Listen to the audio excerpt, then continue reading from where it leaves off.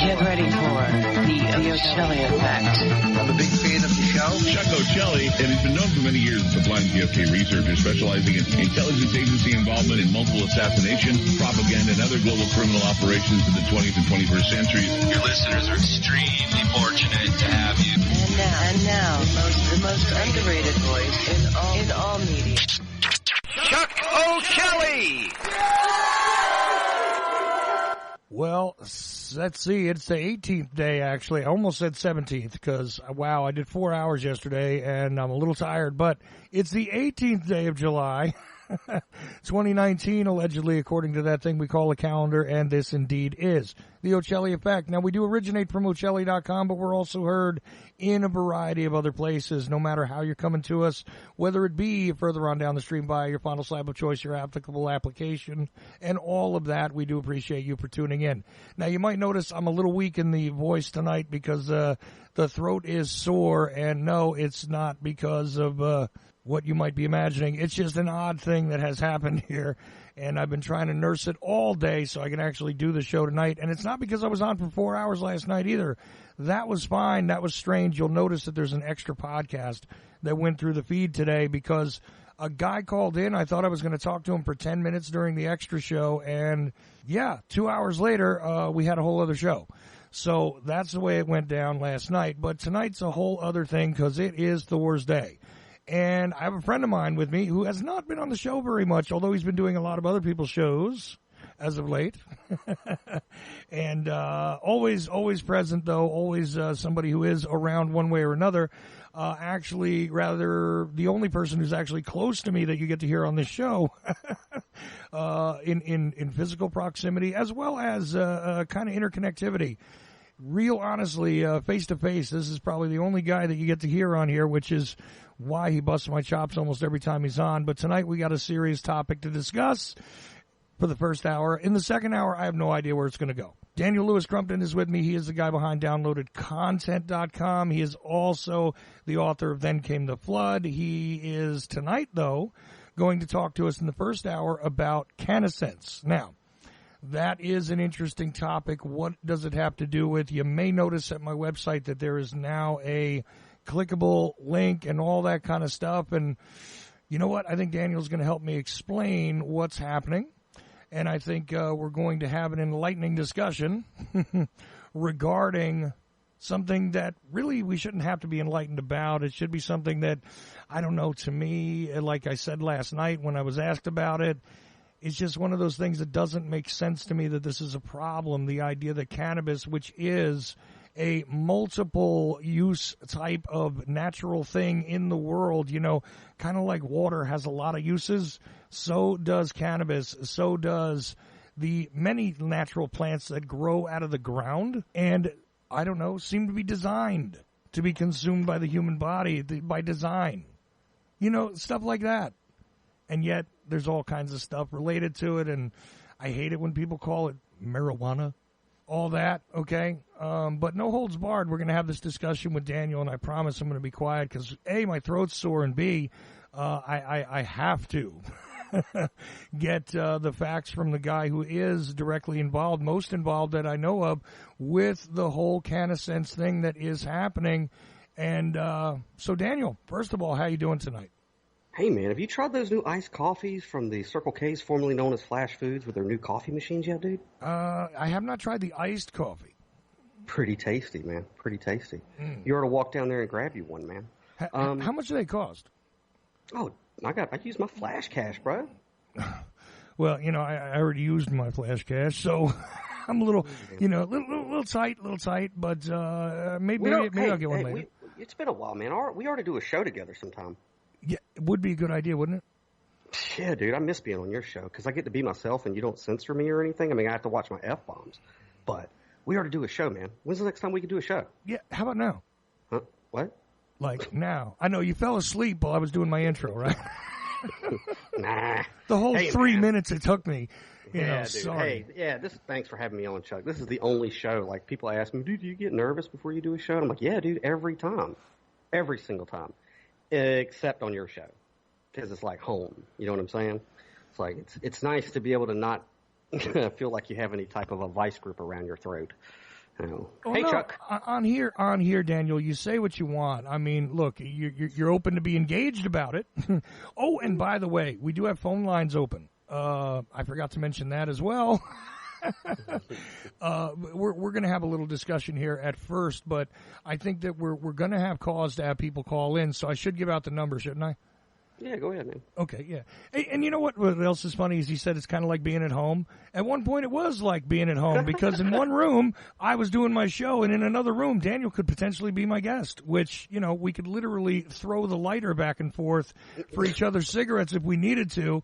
And I think we did once. Yeah,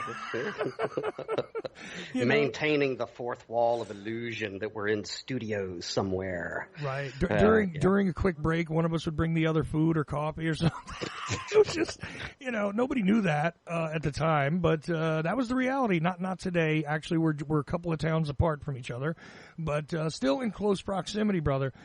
Which I'm glad about. Anyway, back to that phone line because I get a little off track with you. I don't really feel pressured to have to be a proper talk show host. You and I are just two guys having a conversation. You know what I mean? Yeah, pretty much, man. I do my introduction and all that, and I frame the show. I do my best, but I get a little sloppy with you because it's just like, look, this is almost exactly what it sounds like off the air when we have conversations. Except, quite honestly, I talk less during conversations with Daniel off air. Anyway, that phone number, 319-527-5016. Now I'll do it slow for those of you that can't keep up with the Jersey accent. 319-527-5016. And one more time for those of you who might be sleepy, 319-527-5016. That is the call-in number. I will give it out another time, but the lines are open. You'll be put on hold, and at some point we'll take calls into the conversation here. Probably not too far along from now, but in the meantime, like we said, we're going to have this conversation. And who knows, there might be a revelation or two. So, Daniel, I'm all done with my stuff, man. What is on your mind? I know what we're supposed to talk about in the first hour, but, again, when you come on, the plan might just go right out the window, so... Yeah, for real.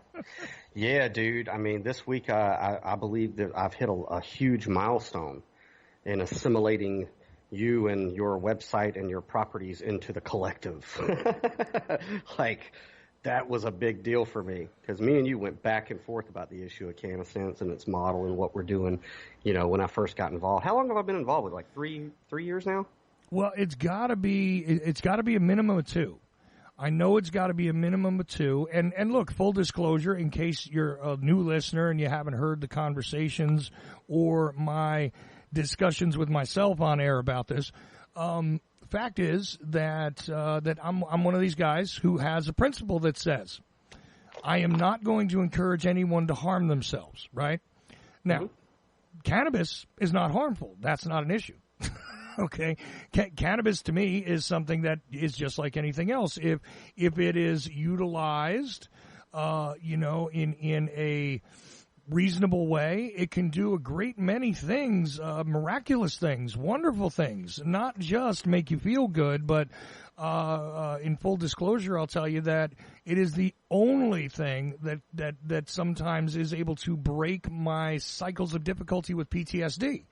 Personally, it helps me somewhat with pain. It doesn't quite, I haven't discovered anyway, the right way to really deal with my pain with it.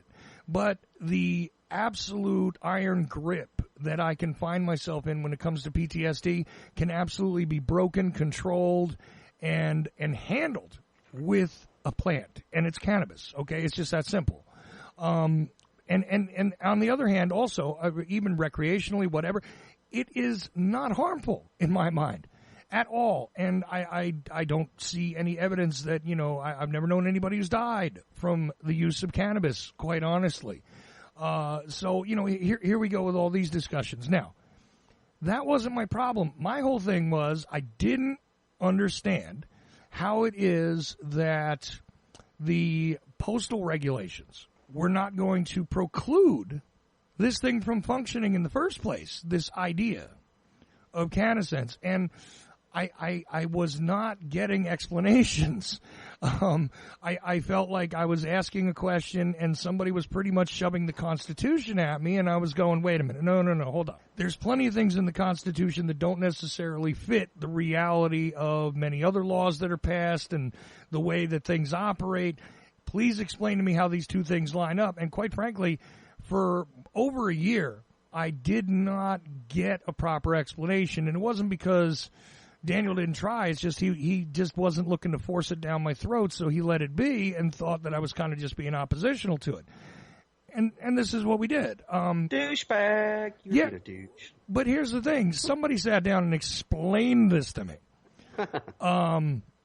Which I almost worry at this point that part of the equation could be possibly damaged due to the fact that, you know, if they rescind certain laws, it would be an issue. But since it's been explained to me, and since it has been to court now in a couple of places regarding certain issues that I was wondering how they would pan out, the fact is that it is a functional collective. It and it does work. And what it does primarily is get medicine, because that's what this is. I mean, it is medicine, it is food, it's a plant, okay? It's not anything other than. So assisting people with having access to medicine, which, you know, in my case, it's helpful for PTSD. In other people's cases, it's helpful for arthritis. In other people's cases, it's helpful for the general pain. Like I said, it doesn't quite control mine, but that's probably because I have not figured out the proper way to apply it. And there are many ways to do this.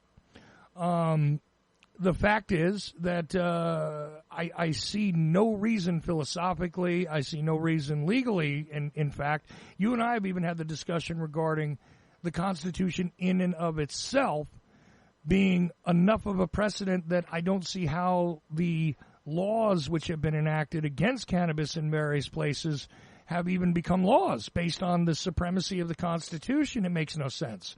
But here we are. It does seem to be functioning. It does seem to be doing what I did not think it could do for very long. And so the fact is that that it's working. Now, I'm not going to say I understand it all, but that's kind of why you're here, isn't it? Kind of why I'm here. Mm-hmm. And I mean, and you were asking valid questions, much more valid than some of the questions I've been asked. But just for the sake of people who are just hearing about CannaSense for the first time, I mean, of course it's cool. You're going to say, go ahead. Is it cool if I explain what the collective is and what it does and how it operates? Well, yeah, I would like you to do it in the most basic way possible because, again, the idea might be a little tough to take in for somebody who understands certain things the way we've been given to understand them in the past. So it's kind of, take it slow and and do it as accessibly as possible for people, please, because otherwise you're going to wind up with a kind of thing with like you got with me, which was sort of like a lot of confusion. So let's take it slow and easy, please, and explain. Very slow and easy. And like I encourage everyone on any other show I do, I encourage listeners here to do the same thing, is that while we're having this discussion, if you're in front of a computer, go ahead and go to CannaSense.com. It's CannaSense.com. And as I'm kind of talking, you'll see visually what I'm talking about. And, if you have any questions while we're in the live chat, just throw them in there and I'll see if I can't answer them. Basically, Chuck, your audience is smart enough to already know that cannabis is not a drug. It's not harmful. No one has ever died from it. It should not have. It should have never been put on the schedule, and technically, it's not on the schedule now. This is a medicine. This medicine is also. It's not just physiologically a medicine. It's a medicine for our psychology. It's a medicine for our emotions. It's a medicine for our spirituality. And you know me, I'm a spiritual guy. There's no spiritual school that doesn't address the issue of cannabis. And in every one that I've ever studied, and you too, cannabis is almost, in most of them, it's a sacrament. No matter what kind of verbiage you want to use, it's a spiritual thing. Mm-hmm. And so this speaks to our inherent rights from our Creator And that's another aspect of CannaSense that I do want to touch on, which is it's not just about medical cannabis. It's also about educating Americans to what their rights are. Now, basically what CannaSense is it's a California-based collective, medical cannabis collective. Now, we use 3 pieces of pre-existing legislation. It's not the only legislation, but for a lot of people out there like you and me, we both live with PTSD.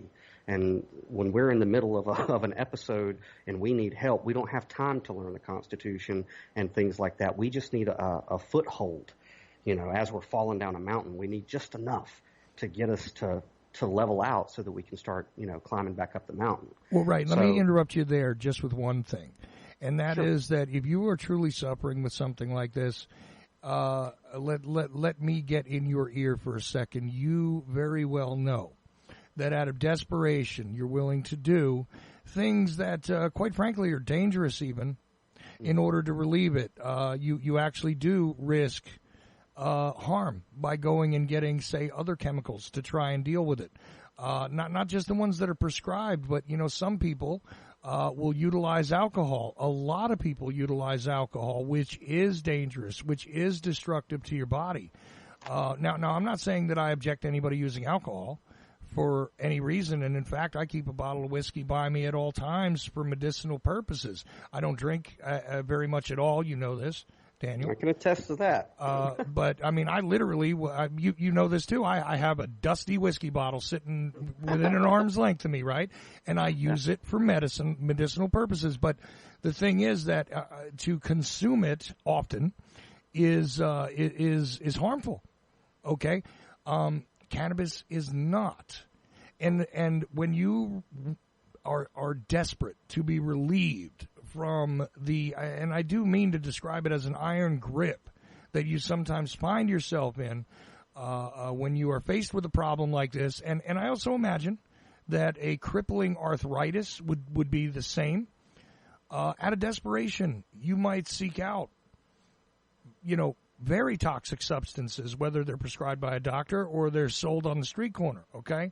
In order to try and deal with it one way or another. And if you're a law-abiding, stand-up citizen, you might go and get that alcohol, and a lot of that stuff is extremely toxic. And again, with regular use, you got damage from alcohol. It's just that simple.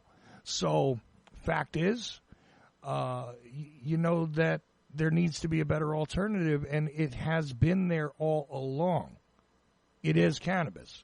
So I just wanted to enter that into the equation, Daniel. I'm sorry to have interrupted, but please continue. No, you're fine. Yeah, and taking substances that are harmful for us to alleviate things like PTSD and things like that is almost encouraged in our society. It's the way it is. But so when CannaSense came along, I gravitated towards it for the liberty aspect and for the way that CannaSense approaches cannabis. Because, there's a stigma on cannabis. There's this image of pot smokers and things like that, sitting on the couch, just, acting retarded. And it's like, that's not really the reality of the medical cannabis culture. We do approach this as a medicine, and we encourage responsible use, not the abuse of cannabis, because cannabis can be abused to a degree. Probably won't harm you. It'll just make you not likable to be around, if you're just constantly using cannabis just to mask things. You need to approach it as a medicine. It's a plant. It has consciousness, just like any other plant, and you need to respect it. But that's just my opinion. Mm-hmm. Now, as far as CannaSense goes, no, what we do is people who have been in a bad way, like you and me and a lot of Americans out there, we allow access. We provide an avenue of access to medical cannabis in all 50 states. Okay, mm-hmm. And how we do that is through what we call the trifecta, which is just the 3 pieces of legislation to get a person in. And the trifecta basically consists of the Compassionate Use Act of 1996, which is a California law which states if you see a board-certified doctor for a condition, get a medical cannabis recommendation, you're immune from impunity from the law. And also in the Compassionate Use Act, you have the ability to form collectives or groups of medical cannabis patients who can come together, pool their resources for the administration, cultivation, transportation of this medicine that the people in the collective need. So that's the first point of the trifecta. Now, you and I, we're here in Georgia. So how is this going to benefit us? Well, when the Affordable Care Act was passed, it gave us telemedicine. And telemedicine is basically you can see a doctor, a board-certified doctor from the convenience of your home through technology in California, and that is a lawful visit. A virtual visit to a doctor in California is a lawful visit. And then you receive your California recommendation. And so some people go, well, okay, I saw a doctor in California. I'm here in Georgia. How does this help me? Well, that's when the third part of the trifecta comes in, which is the coolest part because it's the Constitution. It's the supreme law of the land, and no other inferior law from a state, county, or whatever can trump the Constitution, which is what's cool about CannaSense. And it's the reciprocity clause. The reciprocity clause basically says that we have the full faith and credit of judicial proceedings and hearings of other states. So when you put these three pieces of interlocking legislation together, it means that a person in Georgia, Tennessee, North Carolina, South Carolina, whatever state, can visit a doctor through Skype-like technology, either through their smartphone or through their computer. They can visit with a doctor in California, get their recommendation, and then once they get that recommendation, they come to CannaSense, they upload their documentation to join our collective, and then they get access to our apothecary. And in the apothecary is where the patient and the member of the collective will be able to access their medicine, from flower to edibles to vapes to transdermal patches to there's a myriad of different intake methods of cannabis now, which is for people in Georgia, it's like it blows you away when you first see the apothecary because you have no idea that the industry has advanced this far. So it's really, really neat. Right. I mean, for the record, in Georgia, what we have access to commonly is CBD oil, which is very strictly regulated to only contain a certain level of THC, which is something like 0.04% or something like this. When it comes to the entire content, it might be 0.4%, maybe. Either way, I remember the 4 in there, and I remember it being fractional. And the reality is that anything that does not absolutely go along to certain constraints in this state, you cannot legally sell or obtain, in a licensed business in this state. That is a business practice issue. And, technically speaking, once again, cannabis is not legal medically in the state of Georgia, right? You can't go to a doctor and get a cannabis card in Georgia. Well, you're incorrect. And okay. You being incorrect is sillier than you could possibly imagine here in Georgia. Okay. And this is why CannaSense is to me is just it's the answer to the problem of states coming along and trying to restrict us of utilizing our rights. Mm-hmm. So this is what happens whenever citizens let politicians do things for them. Okay, rather than picking up a copy of the Constitution, looking at the 10 Amendments and going, oh, okay, I don't need their permission to do X, Y, or Z. It's already here. But this is what happens. Here in Georgia, we do have a medical program, but it's really stupid. And you tell me if this makes sense to you, Chuck. For one, there is there's a very short list of conditions that you have to have. So basically, you have to be near death's door to even be considered to get this Georgia medical card. But if you have it and you pay their fee, you get their medical card.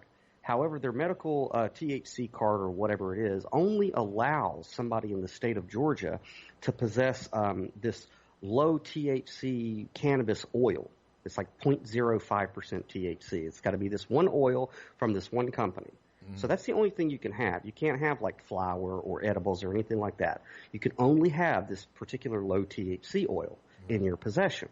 So you have this condition, you pay their fee, you get their card, so now you can have this low THC oil. However, there is no place in the state of Georgia where you can procure it.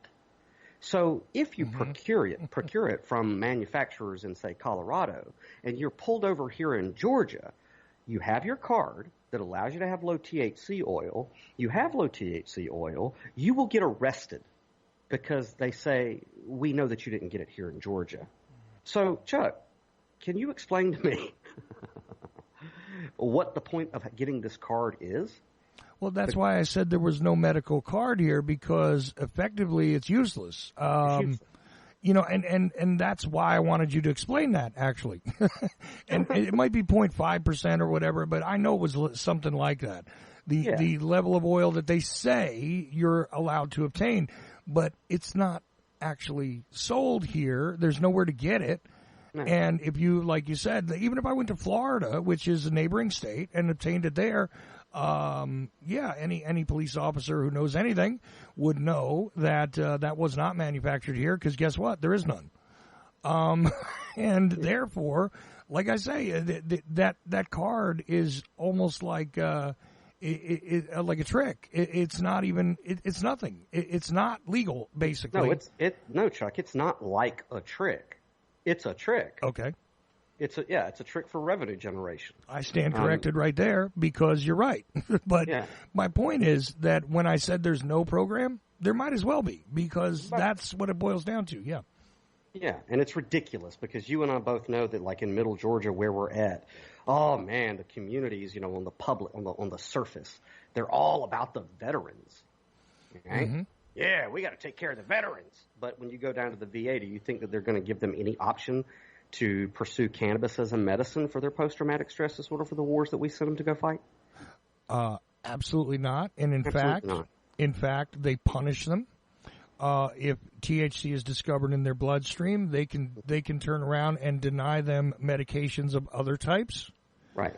Not just psychiatric medications, but pain medications, regardless of their injury or condition. They can deny them some of their heart medications. They can deny them anything that they deem to interact with THC, basically, which if they find it in a urine test, they punish them by taking away other medicines. And you and I, as the sons of veterans, know how disgusting this is. Yes. And you and I, as people who live with post-traumatic stress disorder, know how sick this is. Yes. So me and CannaSense are like a hand in glove, and I've been trying to convince you of that, and now finally you have been assimilated. So now you can help with the endeavor, because what we do at CannaSense is, one, we keep it simple. Okay. Two, we really, really push for responsible use and education. So if you go to the CannaSense website, you look at the tabs at the top. There's education. There's an education tab.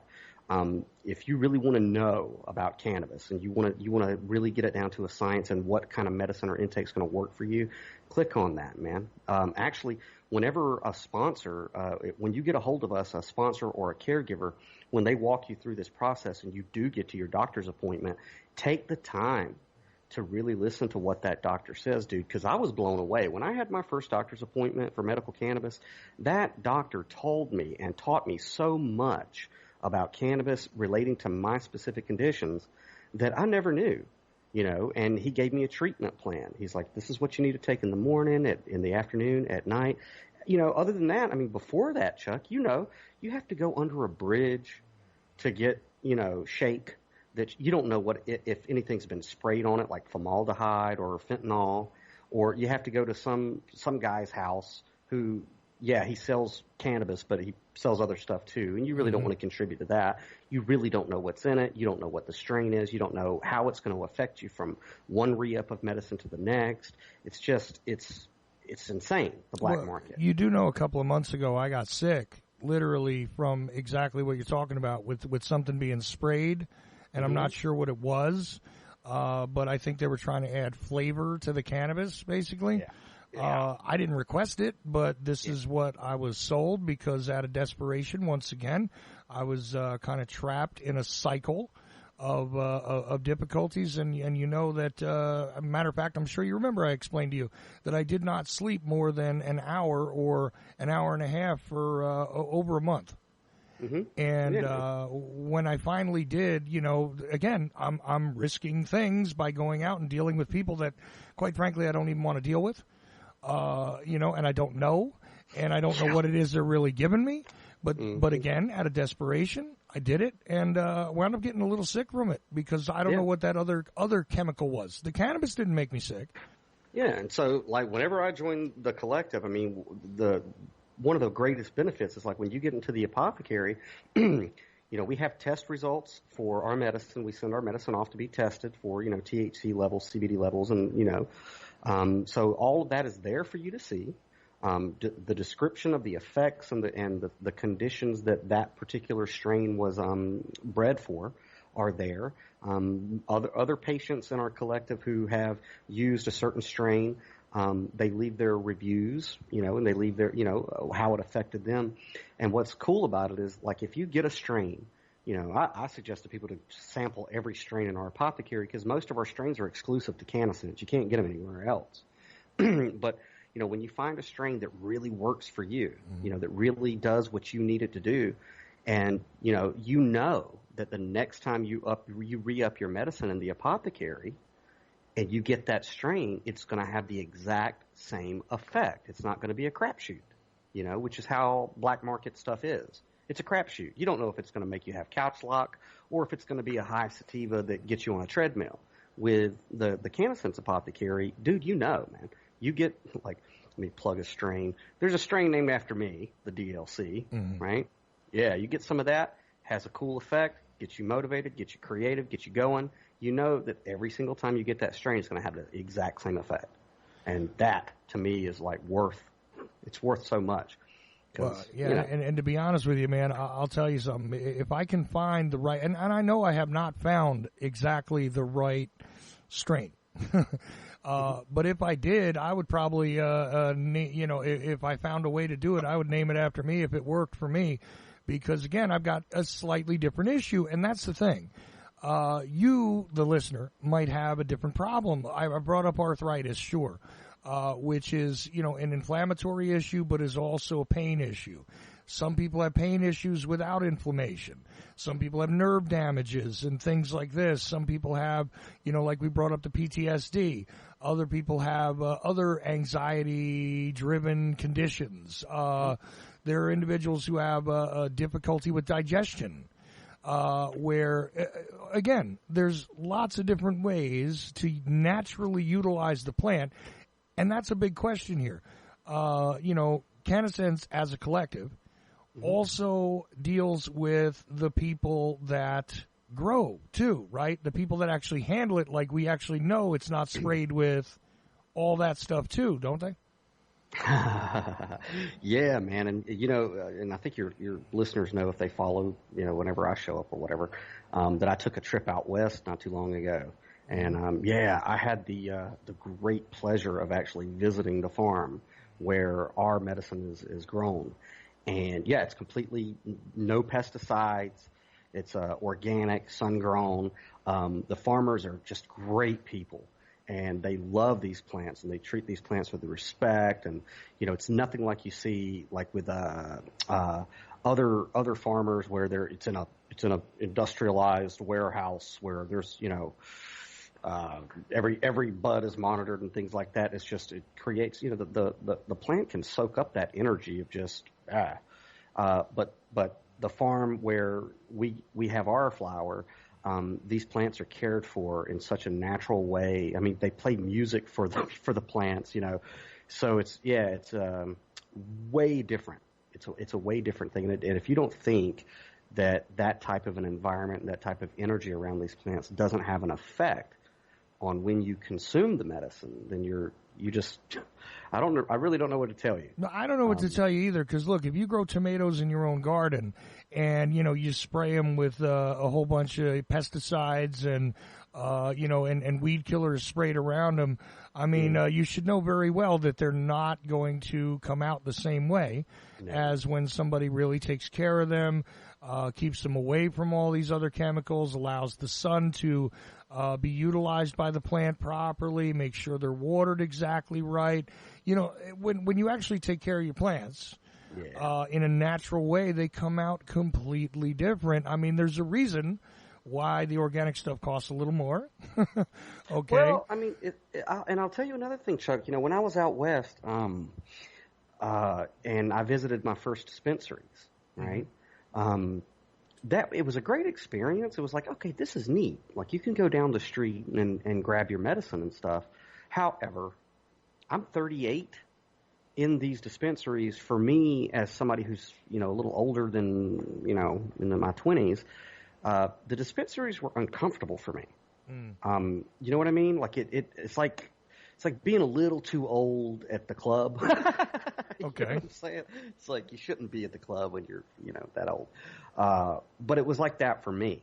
I could understand how, a younger generation or a different culture, it's homogenous for them, but for me it was uncomfortable. And so I can only imagine how uncomfortable it would be for senior citizens who need it, for their arthritis or whatever conditions they're dealing with. It's just an uncomfortable environment for, people with PTSD or social anxiety disorder, people who are shut-ins and stuff like that.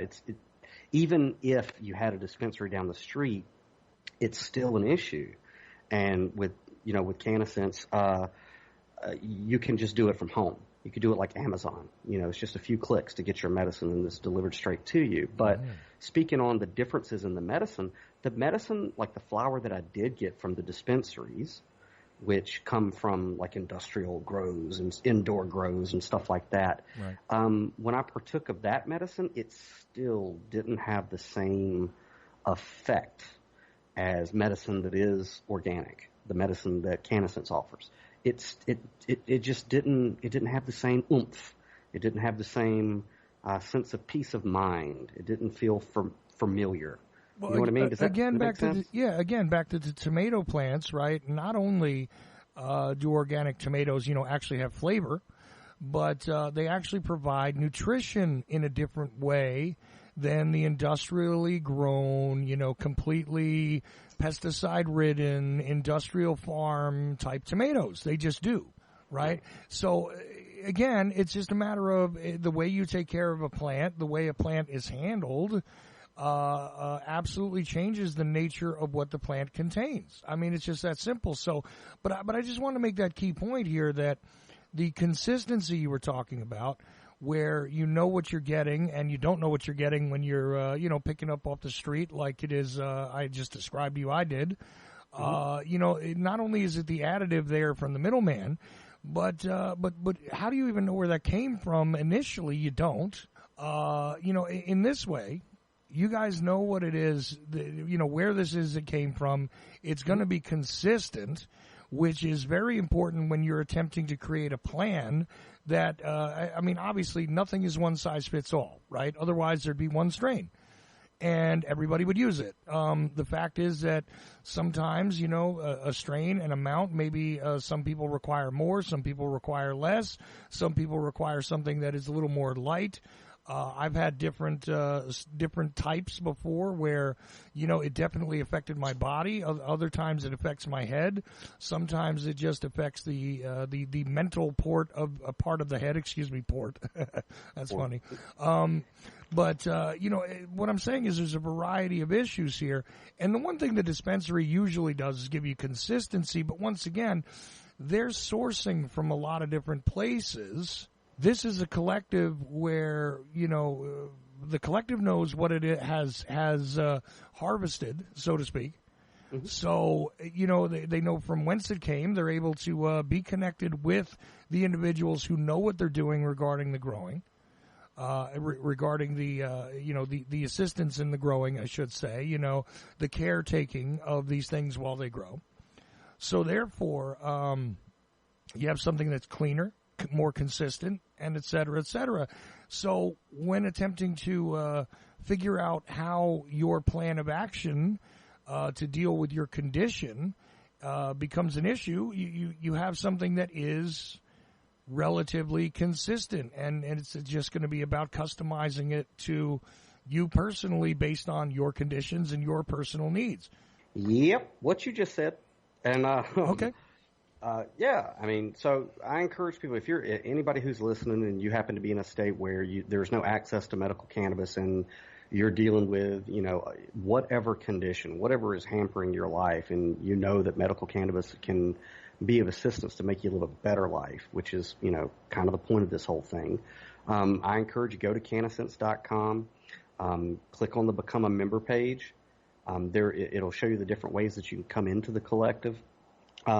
There's also a toll-free number I want to give out to people, and you make sure you put this in the links. You can call 1-833-633-4208 to speak with a caregiver. So, like, if you're listening to this show and you have a ton of questions, then call that number, and one of us will answer the phones, and we'll be happy to explain the entire program to you. Another reason I like to give that number out is because a lot of the members in our collective are senior citizens, and technologically, this isn't so easy for them.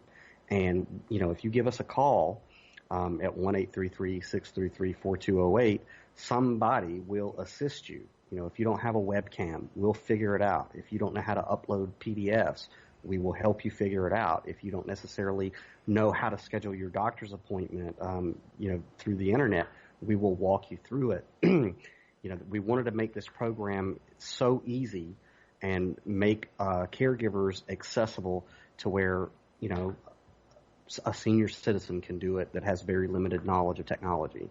So I encourage people to go to the site, jot that number down. Also, since now that you're an affiliate, if they happen to be on Ochelli.com, there should be a clickable link on your sidebar and a pop-up that says if you would like a caregiver to reach out to you, put your information in, put your name, your email address, and your phone number, and within 24 hours, a CannaSense caregiver will get a hold of you to answer your questions, to walk you through the program, to make it as easy and fast as possible so you can get your medicine. And that's kind of the structure of how this collective works. And it's a beautiful thing, man. I mean, you and I, on the 4th of July, we got together, and I'm just going to open this door 3 inches. If you choose to open it wider, that's you. Okay. But you and I sat on my front porch for hours until the sun came up, discussing issues like trauma, like depression, like suicidal tendencies, and what it's like to be in that limbo. You know what I mean? And somehow or another, you and I we have very similar stories, but different details. So me and you could paraphrase a lot. But, specifically post-traumatic stress disorder and depression and suicidal tendencies, things like this is serious, man. And it's not, it's a bad beat. And, if you've ever been in any of those places and there was nobody to reach out to, that's a bad place to be in, man. And the beauty of this collective is that every one of us answering the phones or answering support tickets or reaching out to you, we've been there. Sometimes we still go there. We have found that cannabis is not the end-all, be-all. It's not going to fix everything. You still have to do some work, but cannabis is a plant. It's a medicine that gives us a life jacket and gives us a foothold so that we can level out and not do something stupid or not go to completely dark places or just give up. Or how about just not suffering for the day?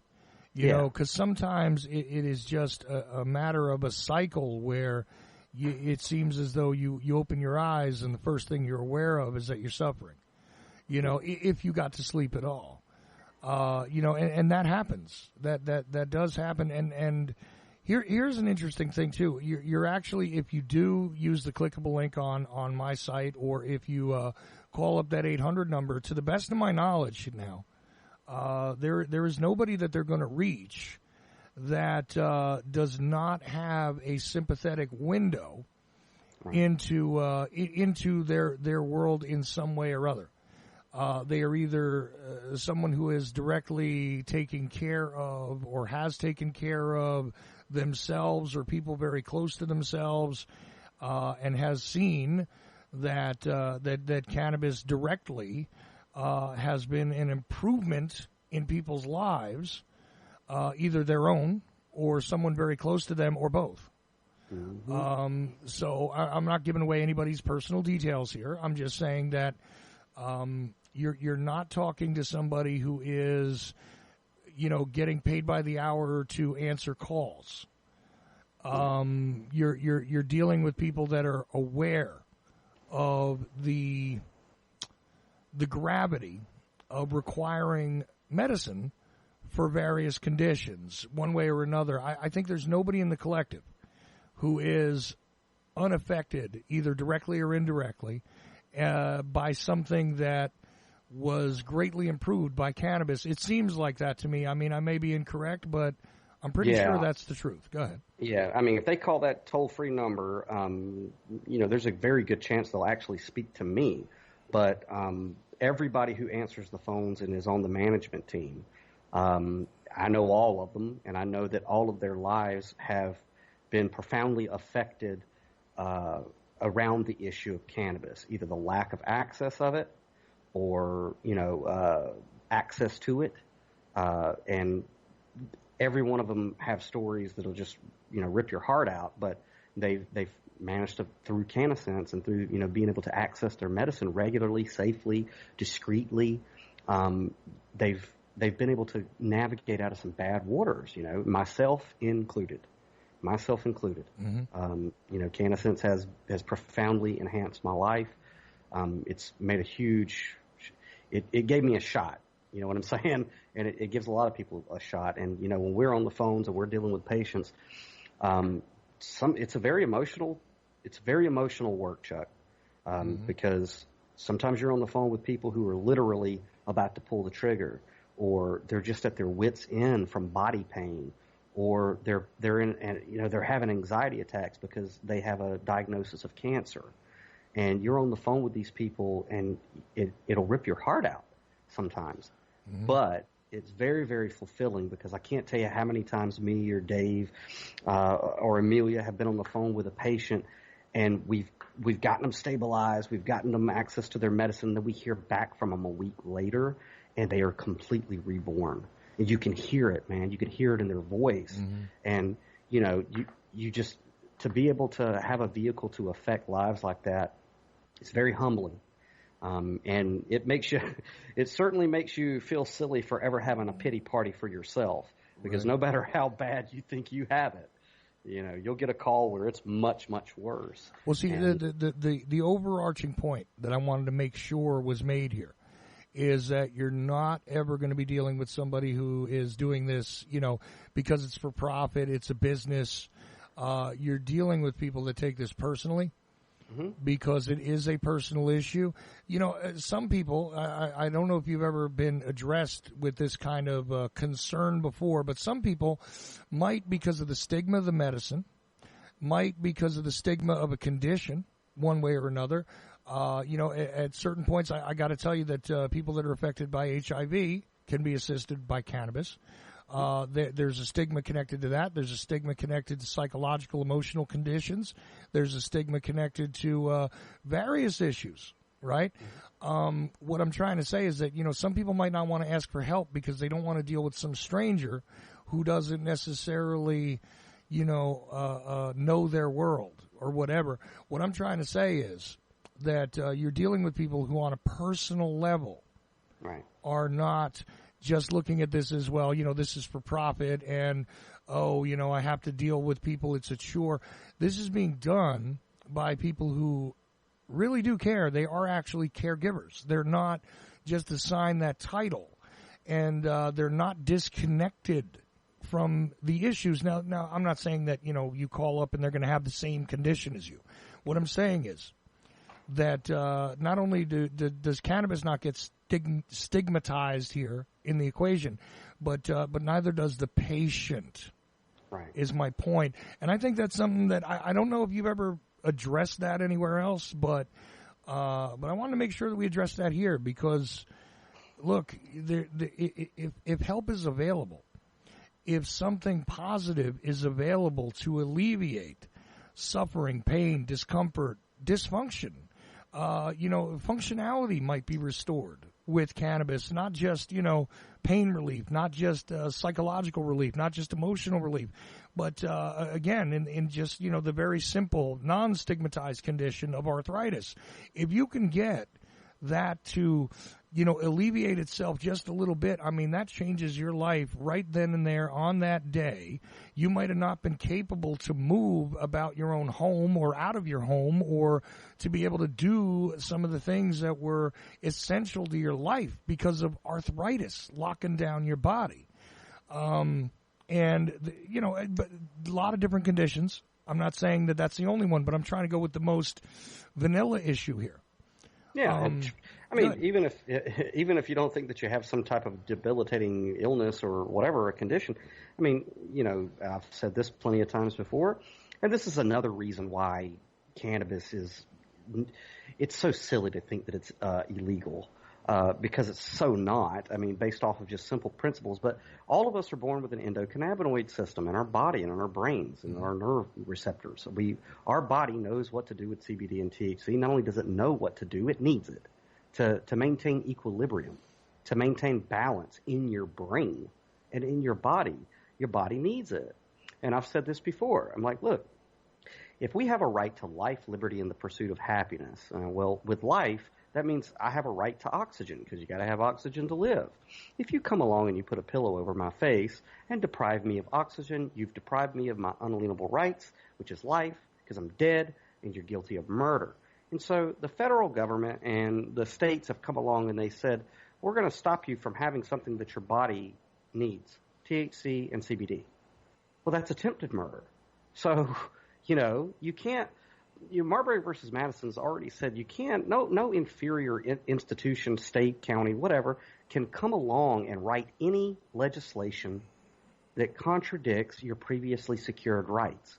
So, talking to lawyers and people who just have a status mentality is so frustrating for me because they always appeal to inferior law. This subsection, this code, this whatever, numbers and dashes and numbers. And I'm like, dude, man, what are you doing? Why are you playing the Pac-Man maze game of legalese and statutory law? And statutory law is only given the force of law by mutual consent, which means you have to play that game. You as an American have a right to default on all these silly pieces of legislation by knowing what your 10 amendments are and going, no, I already have a right to that. Marbury versus Madison, which has never been overruled, says that if you come along and write some contradictory law, it's null and void of law. It has no power to be enforced, and I have no obligation to obey it. And it wears me out, Chuck, because when you try to explain these type of concepts to a lot of people, they're like, well, they don't understand it. They're waiting for somebody from the White House or some figure outside of themselves to come to their door, give them a golden certificate that says you're allowed to do this. It's like you already have that. It's the Constitution. Nobody is going to tell you that. You, as an American, have a responsibility to know what your rights are, know that those rights trump inferior pieces of legislation, and that we don't have to brand unconstitutional pieces of legislation unlawful in a court of law. You don't have to do that. The Supreme Court has ruled we don't have to do that. We don't have to go to court and strike down the federal ban on THC and all this. No, we don't have to do that. Marbury versus Madison says it's null and void of law if it contradicts your previously secured rights. All we have to do is know that and then give it our sovereignty by living it. You know what I'm saying? Well, and I understand that a lot of the people who are going to be coming into CannaSense, these are new concepts, liberty, which is another aspect that we want to educate people on, which is why we send out pocket constitutions with our medicine. But, for the extra security, we also have the CannaSense Foundation, which I know we're running up against the end of the hour, so I'll just briefly touch on it. But the CannaSense Foundation, man, it's really cool. Because for people who aren't, say, political activists like me or people who just live in their rights and don't ask for permission from the state, it's a little scary at first. So the CannaSense Foundation, as our members make donations every month, we put funds away for the CannaSense Foundation, and a part of the CannaSense Foundation is the Legal Defense Fund, which is if any one of our members in any state comes under scrutiny, like you're arrested, you're put in jail or whatever because you have a medical cannabis card and you have your medicine on you, we actually pay for your legal fees. And we'll work with your legal team, give them some case law they probably don't know, and try to set some precedent in some of these backward states. Now, and I always do preface this. If you're a member of CannaSense and you have your medicine on you and you're robbing a bank or there's a body in your trunk, we're not going to help you with the CannaSense Foundation, okay? But if you're a member of CannaSense, you have your medical card, it's updated, you have medicine on you, and you're arrested by some backwoods, law enforcement agent, and they throw you in jail, then you do have access to the CannaSense Foundation, and we'll come in and we'll help you. And so that's I thought that was a really cool piece of protection that this collective offers, especially here in Georgia, because you and I both know all of these privately owned jails here, they catch, specifically in this area, young black men with cannabis. They put them in these privately owned jails, generate income from them, then put them on probation, which is also privately owned companies, to generate more income, and then they keep them on paper for the rest of their lives if they can. And it's sick.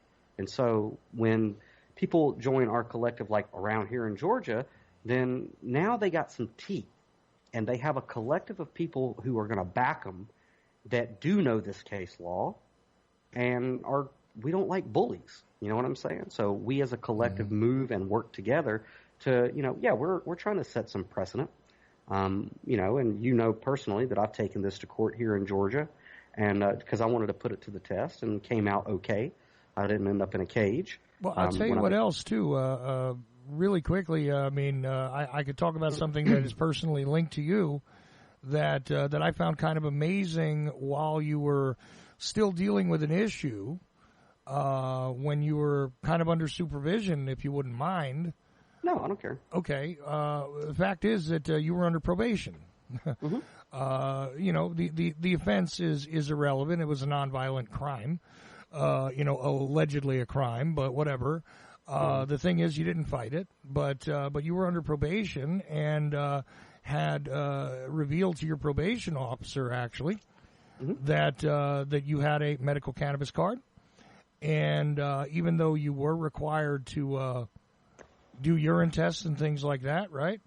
That's correct. You explained that this is the circumstance. They took a look at it, and what was the reaction from your probation officer here in the state of Georgia after revealing this and saying, I have a medical cannabis card? When you take my urine test, you're going to find that I am taking my medicine. What happened to you with probation there? Oh, it's a long, cool story, but the long and the short of it is I was on probation, and they did do like urinalysis and things, and then CannaSense came along, and I was like, this is cool. I want to poke some eyes. So I joined, and then when I took my documentation to the probation officer and submitted it, I said, here's my declaration of intent to use cannabis as a medicine. So just so you're aware. Now, the initial, like the probation officer that I had at the time, she was cool with it, man. She was like, oh, this is awesome. You're going to do great, But then the state shook their head and they scratched their head because they didn't understand some of these things. And so I had to go for a hearing. And, I utilized the CannaSense Foundation. The CannaSense team flew down to Georgia to be with me in court. We had cattle call pretty early in the morning. I mean, my last name is Crumpton, so, you're getting called early. I appear early on the docket. However, see, I'm just on the other side of that. When I go to court, I'm so yeah. Well, I'm a little they later. made us wait, and Neil Schloss, who's a good friend and the brainchild of the CannaSense, me and him were having quite the time in court. He leaned into me. He says they're gonna call you up to the to talk to the judge at 4:20. Watch. So cattle call was early that morning, and sure enough, it was like 4:19 and some change whenever they called my case. But the point is, they held me until that courtroom was empty before they would address the issue of, does the state of Georgia have to acknowledge and respect that a Georgia resident, through reciprocity, is a California medical cannabis patient? And of course, the judge, who's a pretty fair judge in my county and in this particular district, he's fair. He's not as liberty as I would like him to be, but he's fair. He was like, yeah, dude, I mean, yeah. How can the state of Georgia stand in between a patient and their doctor, for one, right? Can't do that.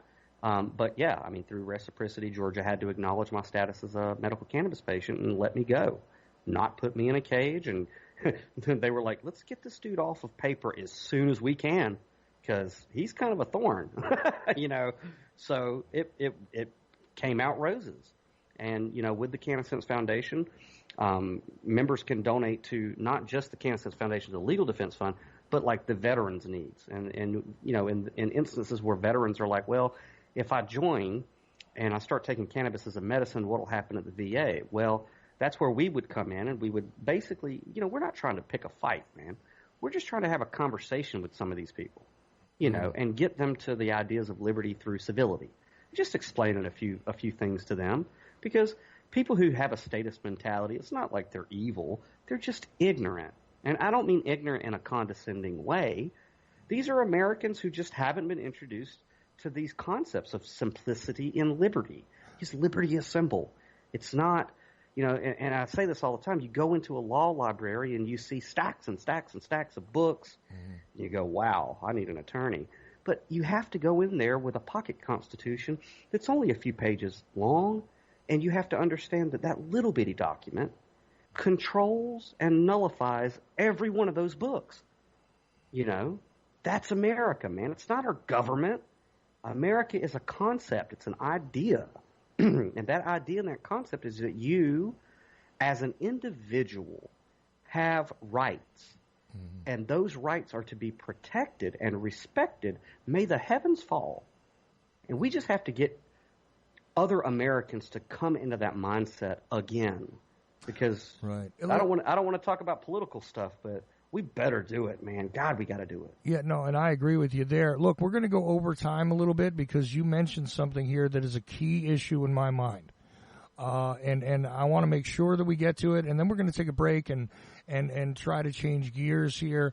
But one more time, I want to remind people that now when you go to my website on PC, if you hang out there for about 7 seconds, a little form will pop up, and you can directly connect with somebody who will interact with you, a caregiver at CannaSense, like we described, okay? You can do it that way, and also there's an 800 number, which I'm going to encourage Daniel to give one more time. But also you can go to the CannaSense website and click on the tabs there, explore the site if you like. There are many ways to access the collective or to begin to take a look at it for yourself, which I absolutely advise you do before you sign up for anything or whatever. But there's also a clickable link on the side of Ochelli.com. So on some devices, you may have to scroll down a little bit before you get to it.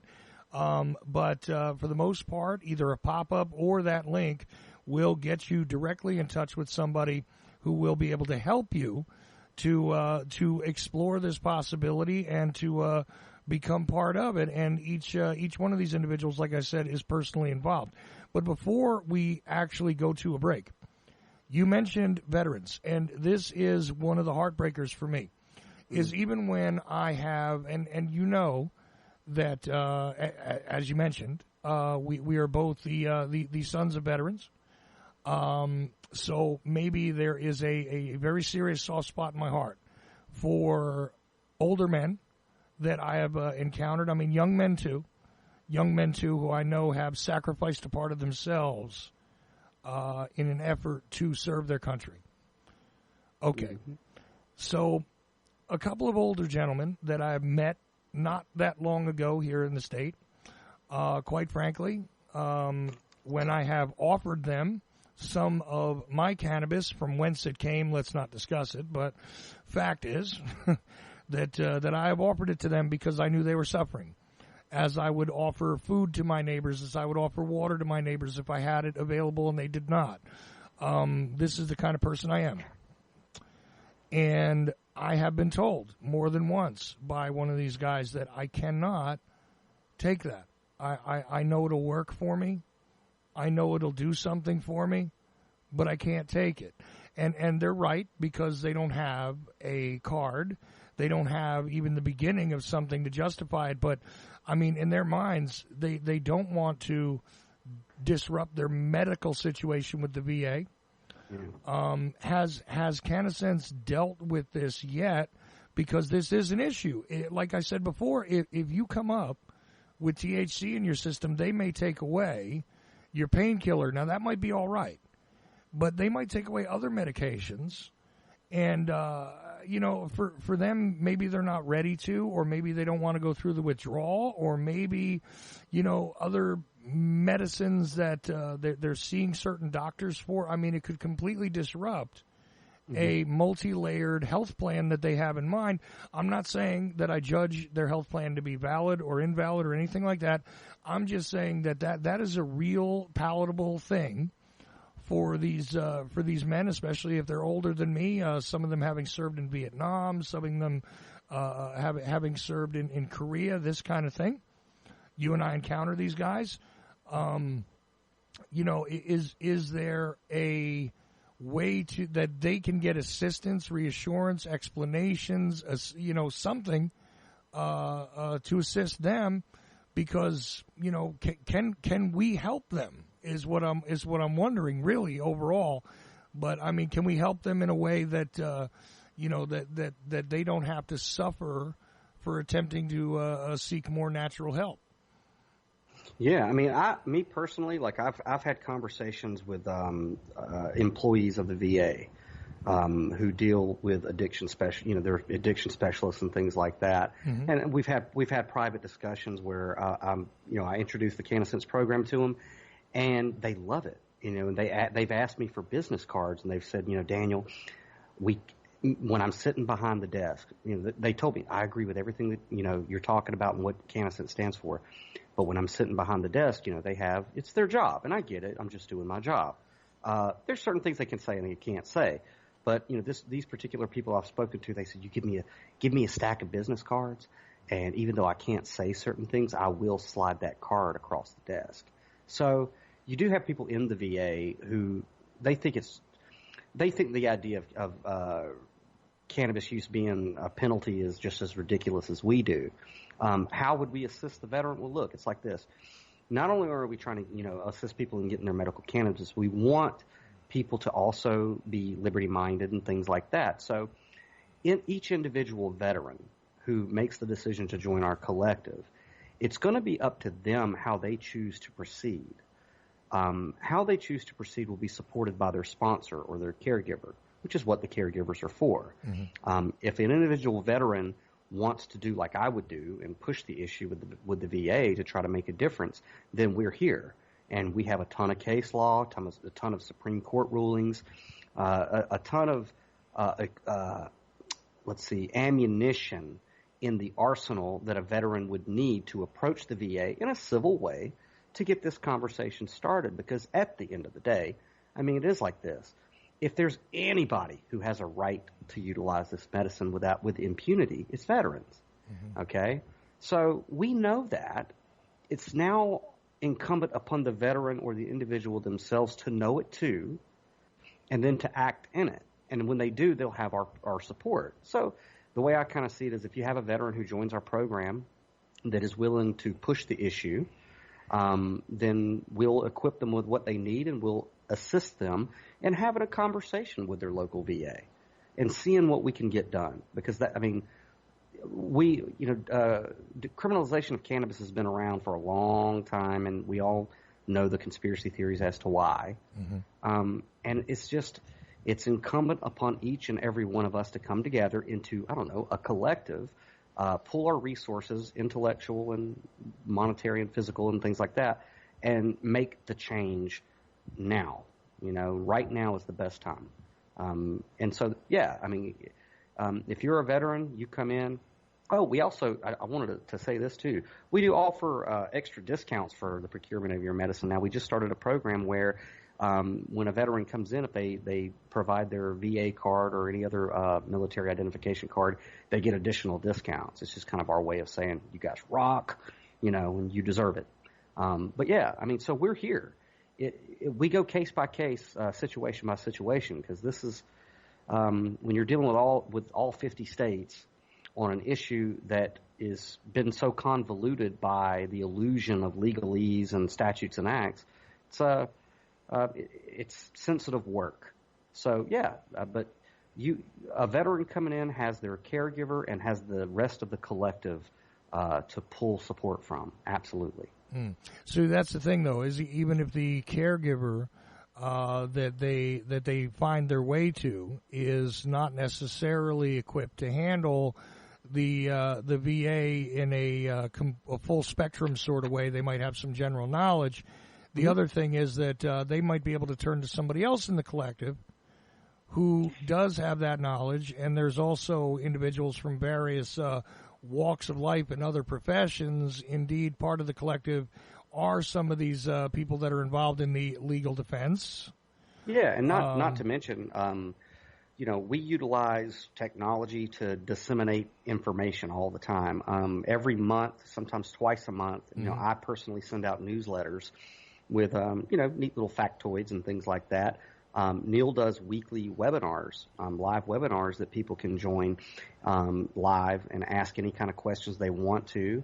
We have Twitter, we have a YouTube channel, so we get the information out there. And if there are any members that would like us to address any of these topics, like for example a veteran in a particular situation, on CannaSense.com you can always click the support tab and submit a ticket with your question. Or your suggestion, and that's the best way to interact because we check those every day and we respond to them every day. So even if your direct sponsor or caregiver isn't a veteran and might not have the information, you still have the entirety of the collective that you can pull your information from and your resources from. Have you guys dealt with this issue as of yet, though, where you have somebody who's, say, afraid to lose their blood pressure medication or something like that? I know actually cannabis can be of assistance in that particular area. There's not too many conditions I can think of where it doesn't assist with in some way, but let's just imagine that there's some other sort of medication that they get from the VA. Maybe it's a topical thing for a skin condition. I don't know. Let's just imagine it for a moment. They are literally worried, some of them, about losing those things because that's what they're told, that they can be disqualified from having any medicine dispensed and I don't know if that's true, but I've heard it many times. So have you guys dealt with that situation directly that you know of yet, or? Like I said, I can only speak personally. I mean, I've heard whispers of it from other caregivers in the collective, but ultimately, those types of situations, there are plenty of a lot of the veterans who are in our collective, they don't care. They're so sick and tired and they're fed up of big pharma poison, and they've gotten to the point to where they're like, it doesn't matter to me. I don't need any of that stuff, and they just make the switch to homeopathic and treatments and cannabis because they know that the serotonin reuptake inhibitors and all this stuff that they've been fed from the VA is pointless anyway, and it's making them worse. So there are a lot of veterans who just go, I don't care, and they go all the way, natural. And then there are others who, they succumb to fear. But as far as have we had like a huge engagement with any of our veterans in the VA? Not yet. We're open to it. I mean, we want to set some precedent. We want to make some difference, and sometimes you got to ruffle some feathers to do that. So no, absolutely. And the other thought here is that you have this doctor's visit.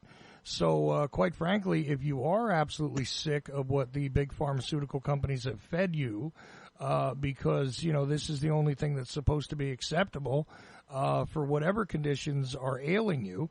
I imagine that during that doctor's visit and during your ability to visit with your doctor, you could talk about it and say, I want to get off of these things, and I'm very sure that they would give you some sort of advice or guidance on that as well. Because, sometimes it's not necessarily the removal of the medication, but the withdrawal or the symptoms that come along with removing the medication from the equation, even if it is a toxic medication.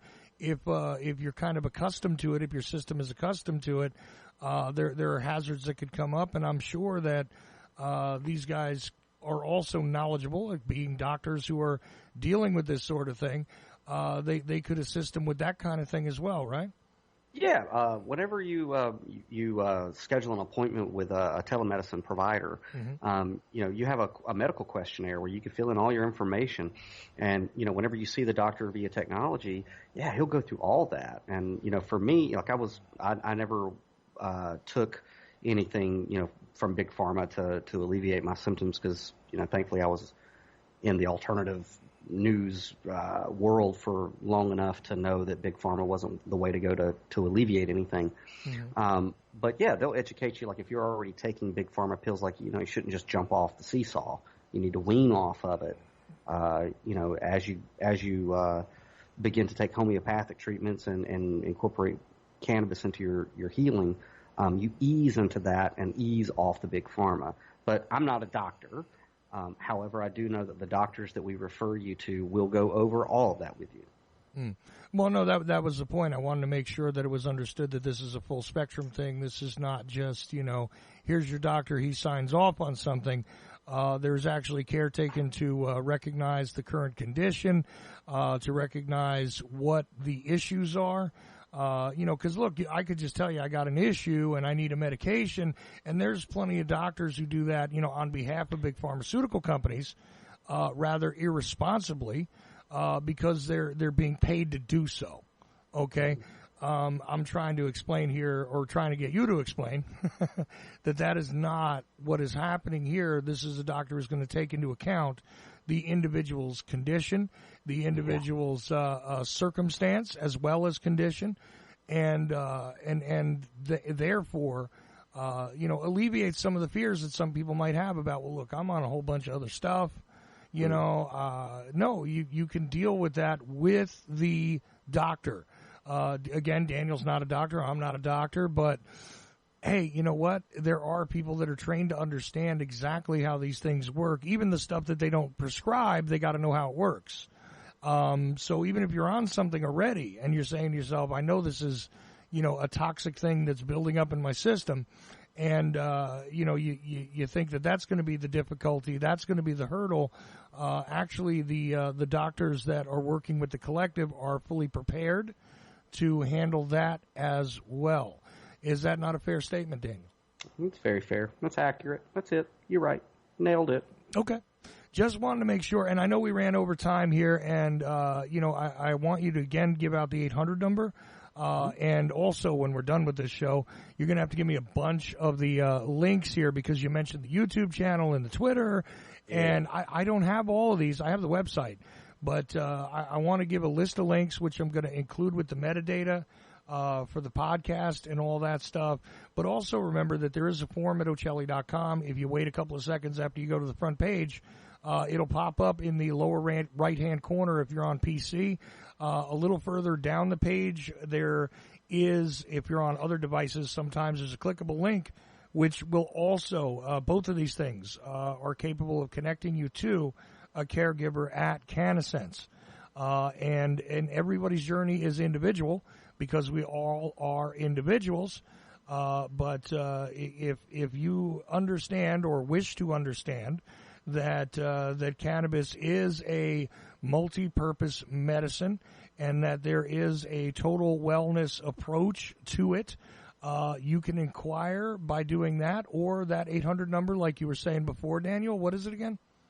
It's a toll-free number. The toll-free is 1-833-633-4208. It's it operates on California time during Monday through Friday. If you call that number, you'll get a hold of somebody, ask them the questions. If you're on Ochelli.com, there will be a contact form that pops up.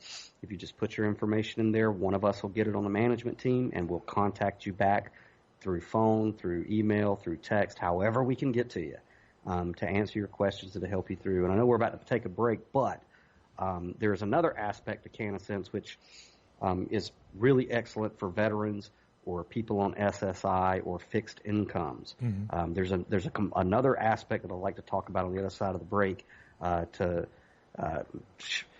do what I do best, which is flaunt the exquisite intelligence of this collective and how it was structured by Neil Schloss. Okay. Well, I guess that's a good reason to stick around. Again, we're going to take a short break here. But no, I just want to make the point that, that this is accessible.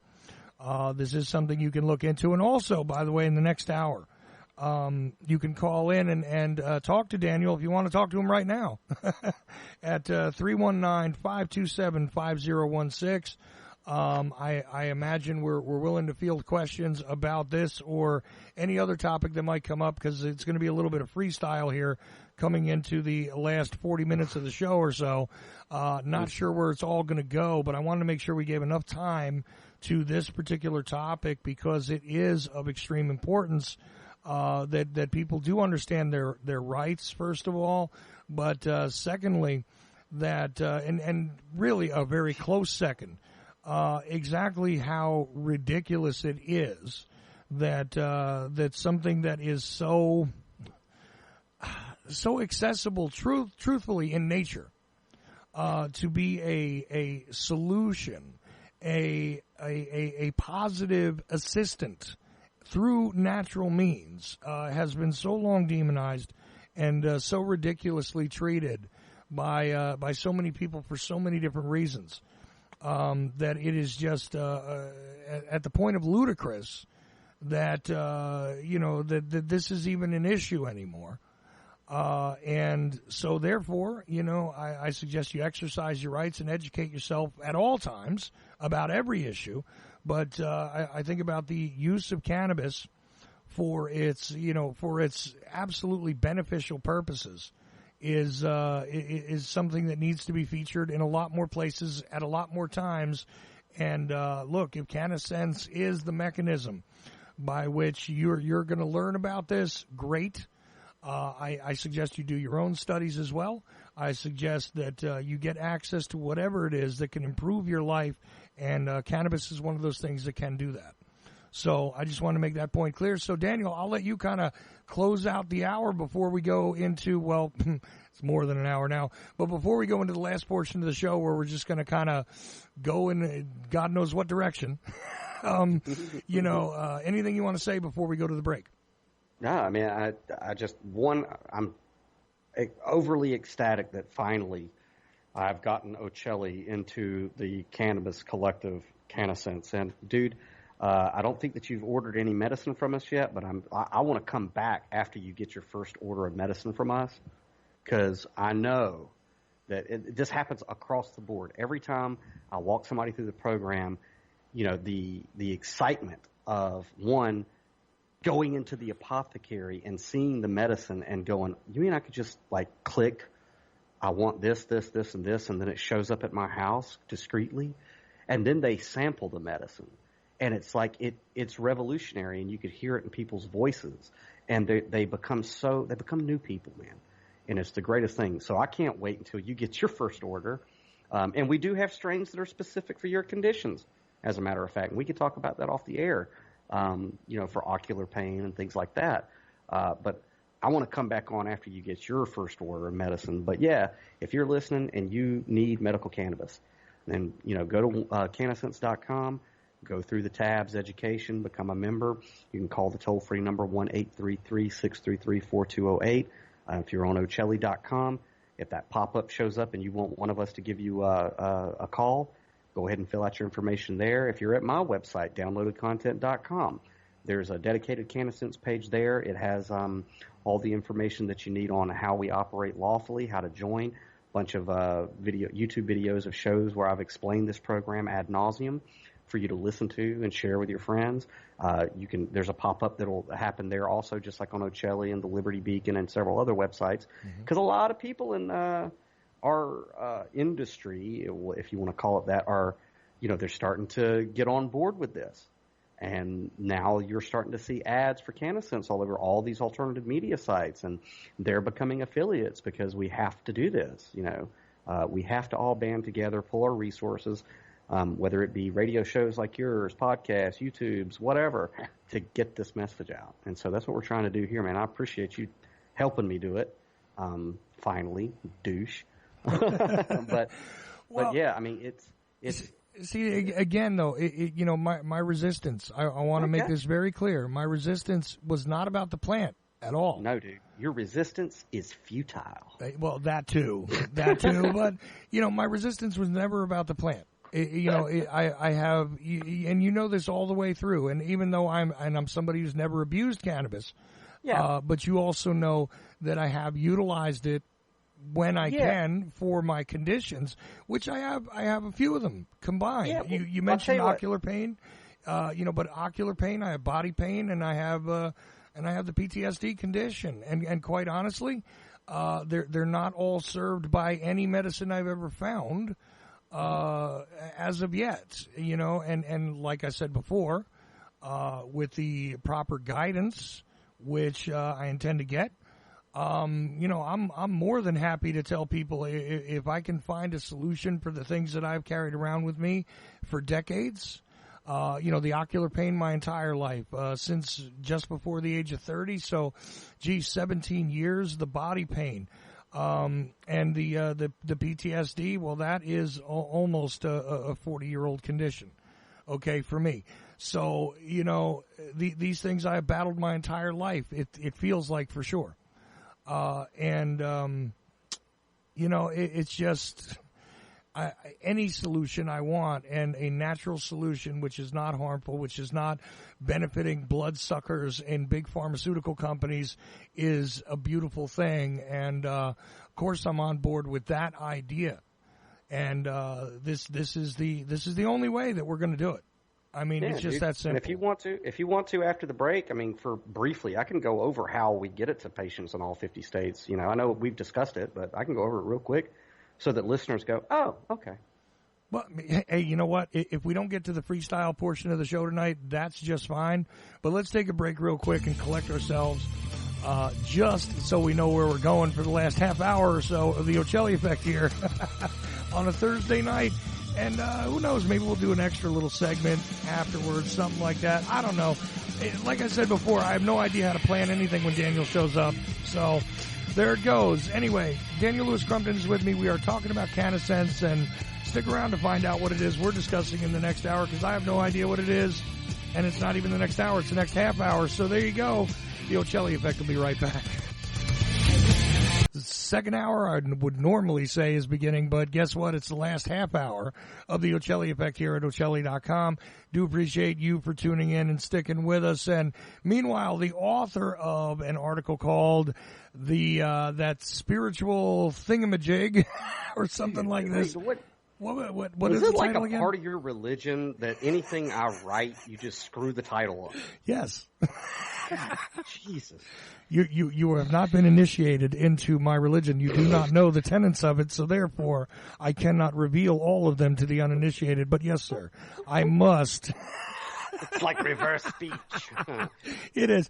Look, go ahead and give him the proper title, but it is an interesting article. It's written a little bit differently than some of your other articles, and it is over at downloadedcontent.com, which is your home website. There is also a tab over there about CannaSense, which we just talked about, where people can go to a dedicated page and take a look at information regarding CannaSense, if they're not just going to go to Ochelli.com and click off of that and go and connect themselves to a caregiver. But yeah, what is the proper title of the article, Daniel? Yes, I have recently jumped out of a spiritual airplane without a parachute, and so it's starting to come out in my creativity. But the last article I wrote, which caused much butthurt, was some big spiritual thingamajig. And that one was well received by people with a sense of humor. Well,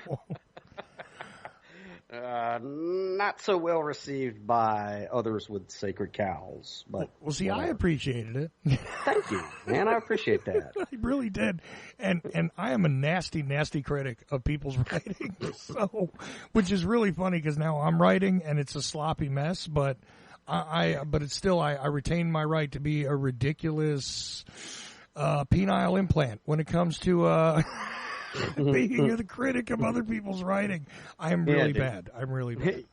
Yeah, now that I've started pumping material out from my own website, it's kind of So for the past few years, I haven't been doing it. You know, I've been on this CannaSense project, and so I've kind of been silent, you know, for the most part, which you've scolded me for. But now that it's coming out, it's like some people who know me from CannaSense, they're reading and they're like, oh, "Why I never?" And I'm like, "Wait, whoa. I wear more than one hat, okay? Yes, I'm very polite and professional in CannaSense newsletters, but when I'm in my playground." Yeah. Well, it's like that scene in The Sopranos where Tony turns to Carmela and says, "What, you didn't know who I was before you married me?" Yeah, dude. It's like, you guys know I was writing really sarcastic, snarky stuff before, right? And I'm just back to it and poking, you know. I've seen a lot in the past couple of years. This year specifically has been very revelatory to me about a lot of things, and a lot of things that they don't discomfort me, but having a broader perspective of certain issues, it's just like, dude, man, God, we got to laugh at ourselves more and these things that we hold so dear. It causes us much frustration. We're so uptight and we're so easily offended. You know, I was scrolling through Facebook late last night, and I saw this newer meme. It's like what it's like to not offend people in 2019, and it shows like a Super Mario Brothers thing, where there's the fireball barriers like everywhere, and Mario is trying to jump through it. I'm like, yeah, dude, you know, God, we get so butthurt now. You know what I mean? That's why I love doing your show, dude, because it's like, you know, could say things that are just true and real human beings who are actually listening can identify with. You know. Well, you know, I discourage the typical obscenities on the show. I don't stop anybody, but I discourage it. I mean, but that is only so that we're more accessible to people, quite frankly. And I think we get our points across much better without it. But I mean, outside, I don't censor anybody. I mean, if you were to come on here and promote the idea that people should do harm to one another, I want no part of that discussion. That's my choice, you know. And that's the only restriction. Other than that, I mean, why should you withhold, you know, it's like, look, it's about exploration. I mean, there's more than 1,300 conversations I've had, right? You know, doing this show. So if you weren't offended by any of them, I don't know who you are. Yeah, and like with that particular piece, and I'm going to be publishing another one tonight, which should be something along the lines of, "Are you down with NPC? Yeah, you know me." You know, that'll come out tonight, I think. NPC. Yeah, non-player characters. Oh. Okay. Yeah. So yeah, it's like it's a new moniker that pops up in the metaphysical community, because they got to have their own little lexicon of words too, right? So I'm going to be addressing that in it. That should come out and should, you know, cause just as much butthurt. But it's like, you know, I'm a writer. You know, and part of what a writer is supposed to do is provoke thought. And a lot of the times, to provoke thought, you have to turn over the apple cart of somebody's little things. You know, you have to be offended. If you're offended, that's good. You know, not only that, but, I mean, if you're a fan of humor in general, if you appreciate a good laugh, I mean, let's be honest about the best humorists. What they usually utilize is something that is at least a point of discomfort in order to illustrate a point.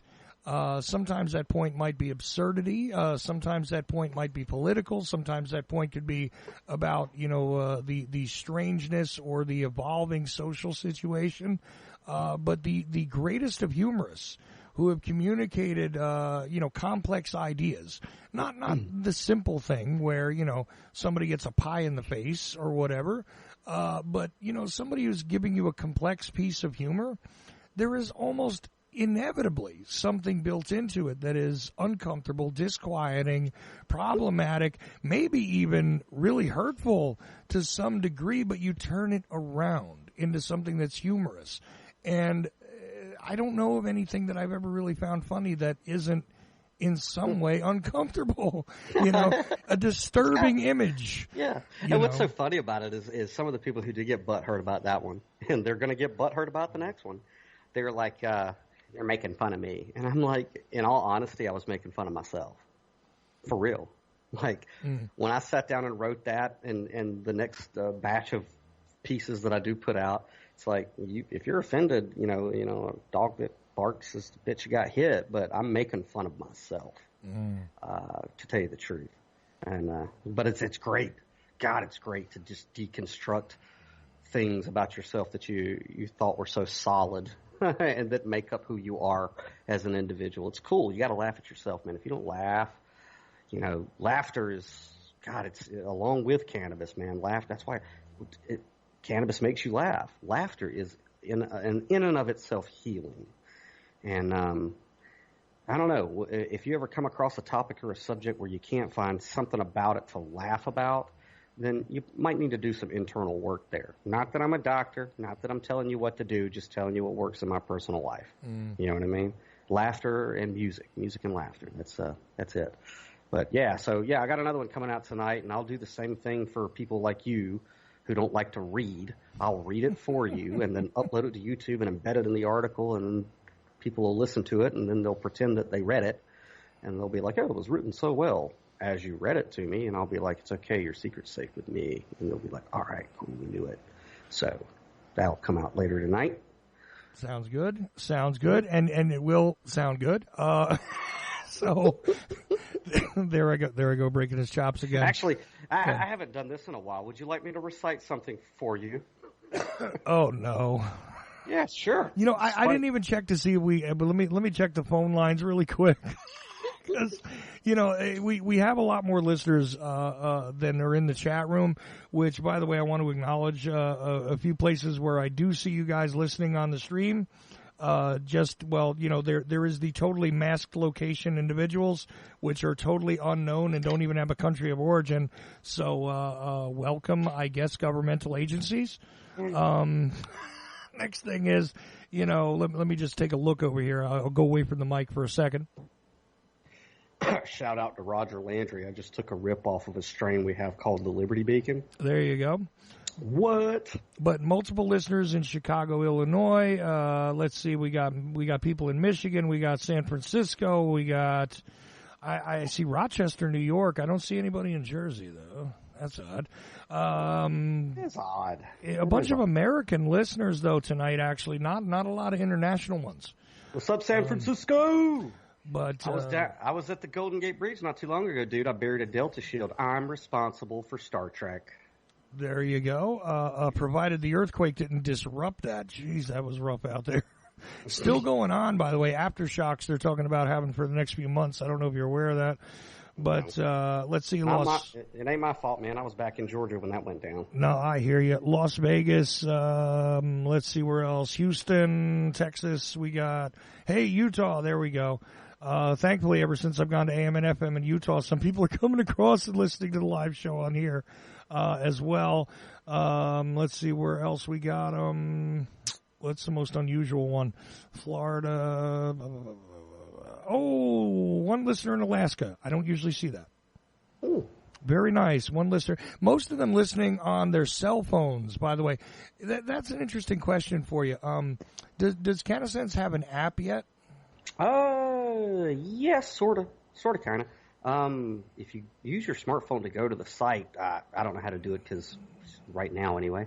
But there's a way where you can install it on your apps or whatever so that you could just access the site that way to order your medicine. So, yeah, there's kind of an app. I mean, how you go about doing it, you kind of caught me on the spot. But, yeah, if you use your phone to go to the website, there is an option to put a little appy thing on your home screen. Well, I was just thinking, because I only see a very few people on PC listening right now. They're mostly on their cell phones listening to the live stream. So I was just thinking, well, is there a way to do it? And as you just said, if you go to CannaSense, which is the website once again? CannaSense.com. CannaSense.com. I know, I just wanted you to say it. But if you go there, there's a way that you can actually utilize it on an Android device, I guess? Mm-hmm. Yeah. All right, excellent. No, I just want to make sure, since they're on their phones already, and usually you can leave your radio app open, and you could potentially go over there right now. Or if you're at Ochelli.com, or if you decide to go there because you're using TuneIn or something like that, wait a little bit or scroll down one way or the other and either click on the graphic or the pop-up, which allows you to sign up directly that way, and you can get in touch with a caregiver right away. So there you go. Yeah. Just wanted to say that again. Go ahead. Yeah, and when you get there, like I was saying before the break, and you click on Become a Member, you're going to see 4 different ways to come into CannaSense. One is as a patient, one is a member, one is a non-patient member, and the other is a caregiver. Now, you can, when you go to Become a Member and you look at those different categories, it'll tell you what is included with each membership. Mm-hmm. So to join our collective as a patient, it's $0. I mean, all you have to do is pay the cost of your recommendation. And as a patient, you'll get access to the apothecary, you'll get your patient ID card, and your physical recommendation from your doctor. You'll get commissions for sponsor referrals. So this is what I was talking about with people on fixed incomes earlier, or veterans and people on SSI, is when you come in, if you know 4 or 5 people who would also benefit from medical cannabis and you bring them in using you as a sponsor, we actually compensate people for that. Now, whenever you're a patient, you'll get access to the bonuses, which is when someone comes in as a member, you'll get a $100 bonus per person. So Neil kind of incorporated a multi-level marketing structure in here, and I'm very careful when I describe it because it could attract, we don't want people thinking that this is what that is, like Amway or something.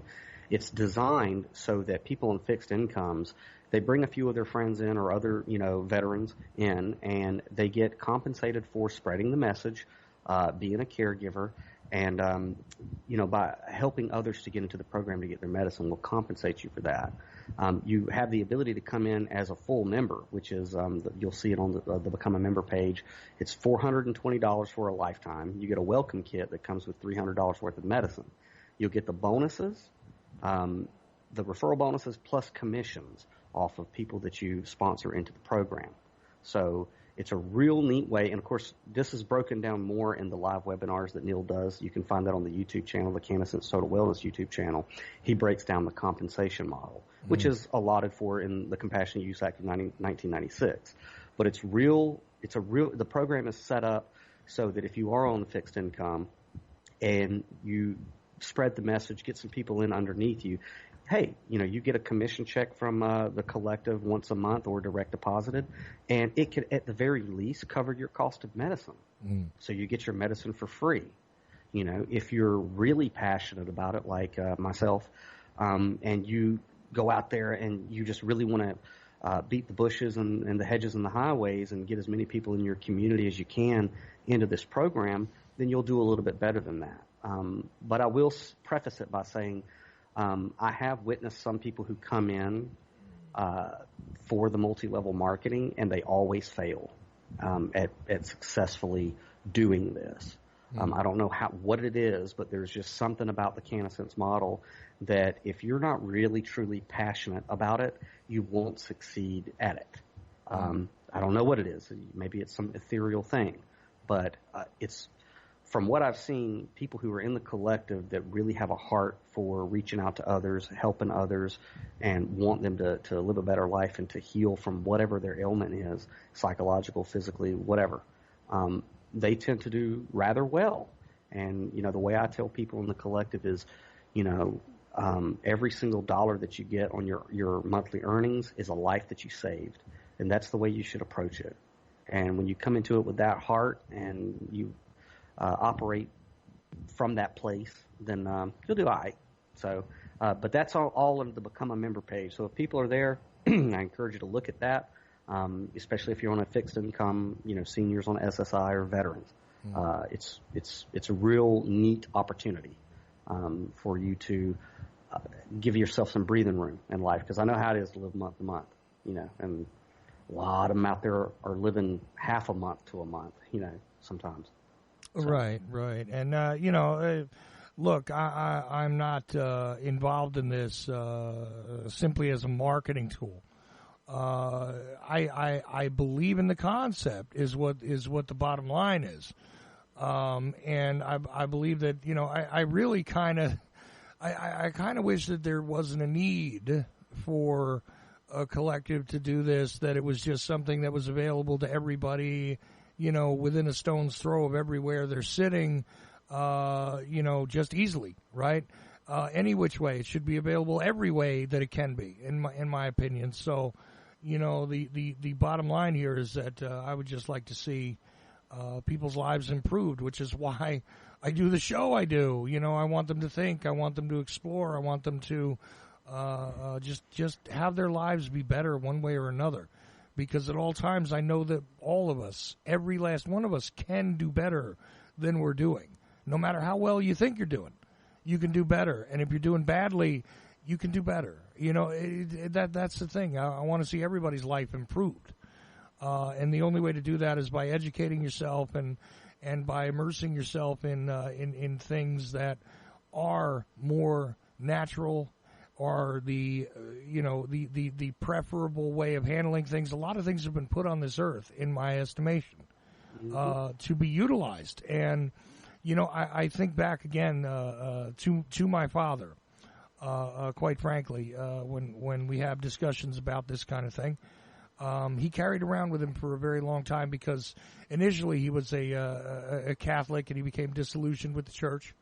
A big surprise, right? An Italian from the Northeast was a Catholic. Wow.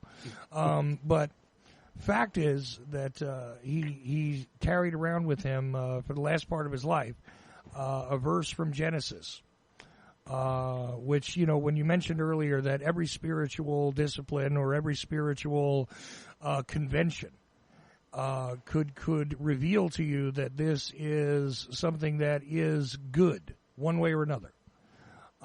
Even in the book of Genesis, there is the description of the use of plants. Yeah, it tells you right there. Tells you right there in the beginning. Every leaf bearing its own seed is an herb, and I've given it to you for meat. Right. It's right there. So it's like, well, does cannabis do that? No, it does do that. Oh, okay, so does. it's an herb according to the Bible, and so it's there too. I mean, even though there are many fundamentalists who would disagree with you and call it sorcery, it's like, no, sorcery comes from the word pharmakia, and that's pharmacy. And so while you're sitting there looking down your nose at me, while I'm partaking of a plant, and go into your local pharmacy to get legal cocaine, you can just read your book, okay?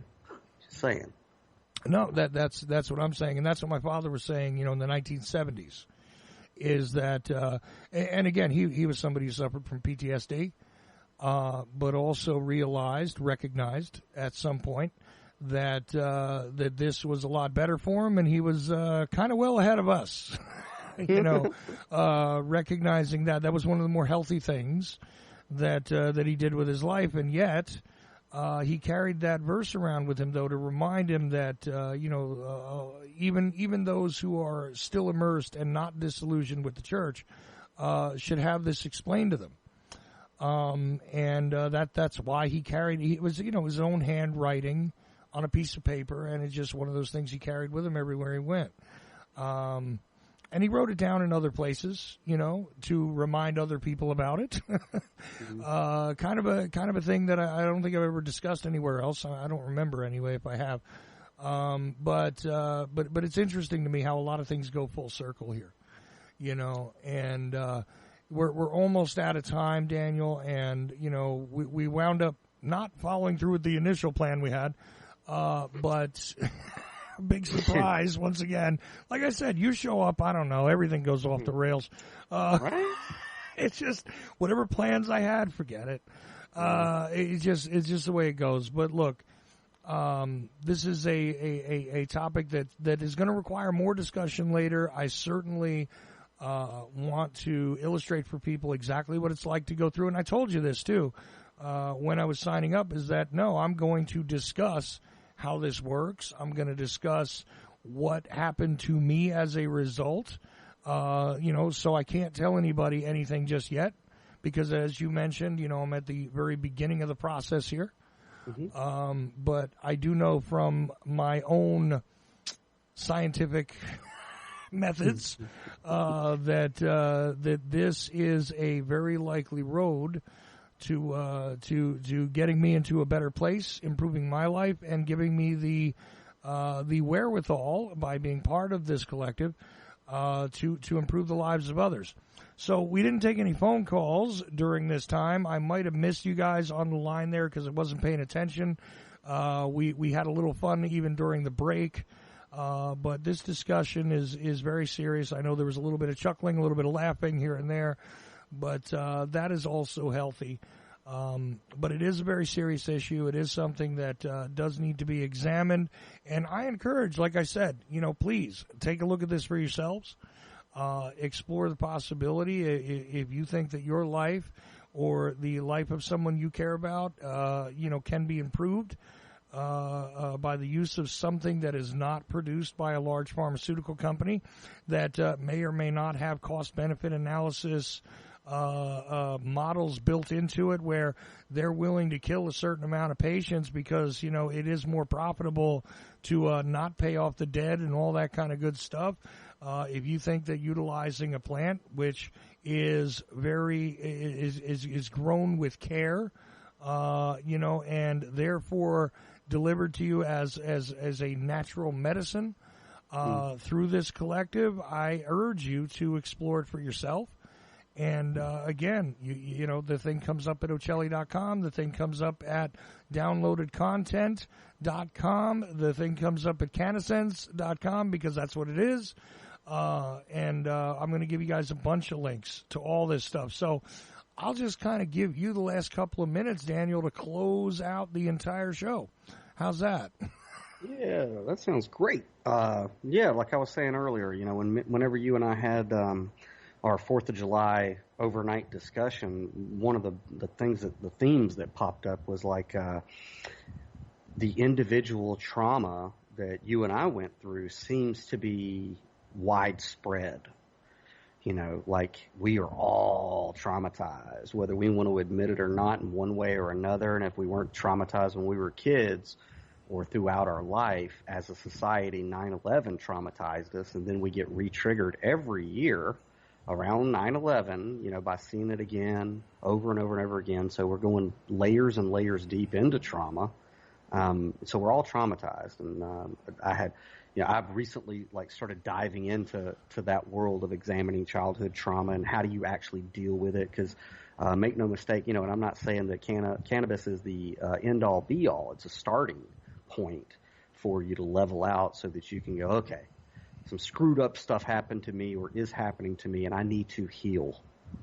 Well, you know what? Let me interrupt you with one thing because I don't want to leave anybody with the impression that we're trying to be cryptic about some early trauma here. And I know that that you will not be upset with me when I say that you and I were actually sharing experiences where we had been traumatized early in life, and the commonality that we were recognizing together was that, quite frankly, when you get to know most grown men, quite, a significant portion of men that I have ever become close with in my life, and seemingly I can't find very much, I can't find very much to contradict this at all. That the overwhelming majority of us had at some point experienced some level of sexual trauma at an early age. A lot of women also, but I note that there's a great deal of silence regarding males who maybe had experienced that, and whether you know it or not, it does alter how it is you deal with things later on in life. If you've been traumatized in that way or in some other way very early on in life.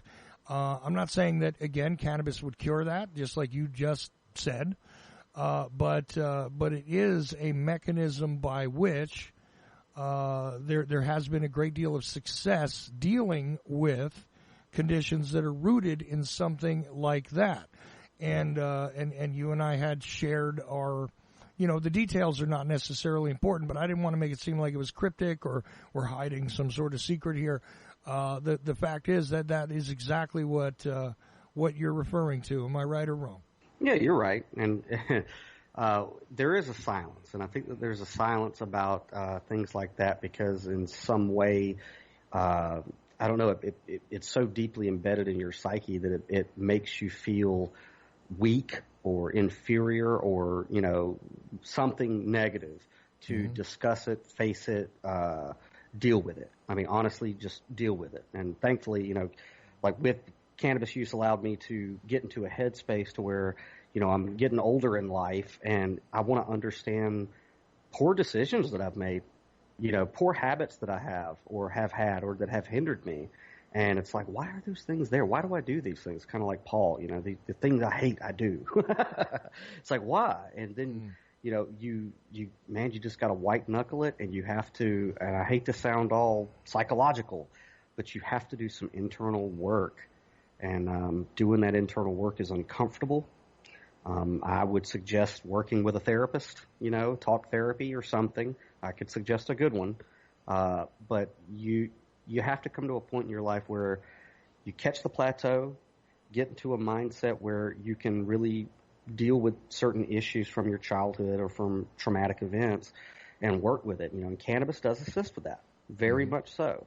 But, there's, this society has been unilaterally traumatized. Right. And we got to look at it, man. we have to address this because there's whether you want to believe it or not, you are obligated to leave this world a better place for the next generation coming up. Right. You really are obligated, whether you want to accept that obligation or not. But I just see that as some kind of a cosmic. It's obvious to me. And a part of that is dealing with this issue. And there's no coincidence that, like, now in the news, what are we hearing about besides Area 51 is now it's coming out, all these child sex trafficking rings. I mean, it's an industry. And we need to pick up some rocks. And we need to look and see why it's an industry and why this has affected so many people, whether they want to talk about it or not. It's incumbent upon us to find a place to deal with that kind of stuff so that it doesn't have to pass along. You know what I'm saying? I mean, that's an important thing. Yeah, no, absolutely. And the thing about, what you said is of key importance. Some people say, well, look, you can't allow your trauma to make you make bad decisions. And that's a common sort of trope, right? It is, Chuck, and I'll tell you one thing. I used to sit there and look down my nose at people who were like, oh, you need to go to your childhood trauma and deal with it and repressed memories and whatever. And I used to, wag my tongue and be like, yeah, whatever, psychobabble. But as I have actually gone, okay, dude, you don't know everything. And so far, certain things you've done haven't worked. So you maybe give it a shot. And, I'm not a patient or a client, but under the supervision of a trained counselor, I've started to embrace the ideas. And, dude, like, it blew me away. You do have repressed memories. And whenever I started to unlock certain repressed memories that were like in a zip file somewhere, I was able to see the connections, almost like electricity shooting across my brain. That's why you did this at that age, this at that age. This is why you have this belief pattern or habit. Yeah, but see, it's not always about the actions you take, because here's the other side of it that a lot of people don't like to face. They say, oh, you become more promiscuous, you become self-destructive. Here's the other part of it, though, is that it actually paralyzes a part of you in some cases, and it is sometimes the limitation, the inaction that you wind up taking, the things that you don't wind up engaging in. Based on, the previous episodes. And this can do damage as well. And here's the thing. There's a lot of ways to grab hold of that perspective and take a new look at it and seize control for yourself. And at all times, you have to not allow fear, damage, or the poison of the past to make up your future. So once again, Daniel Louis Crumpton was with us for more than 2 hours, but hey, we'll figure out a way to turn this into a solid podcast. And CannaSense.com, go there. Downloadedcontent.com, go there. And hey, at Ochelli.com, there is a little pop-up thing so you can immediately get in touch with a caregiver straight over from the collective at CannaSense, and gotta say, I advise that you do so. So anyway, this Thursday night, Ochelli Effect is all done, but remember, no matter where you are, who you are, I hope you're well, and I am merely Ochelli. You are all the effect. Good night.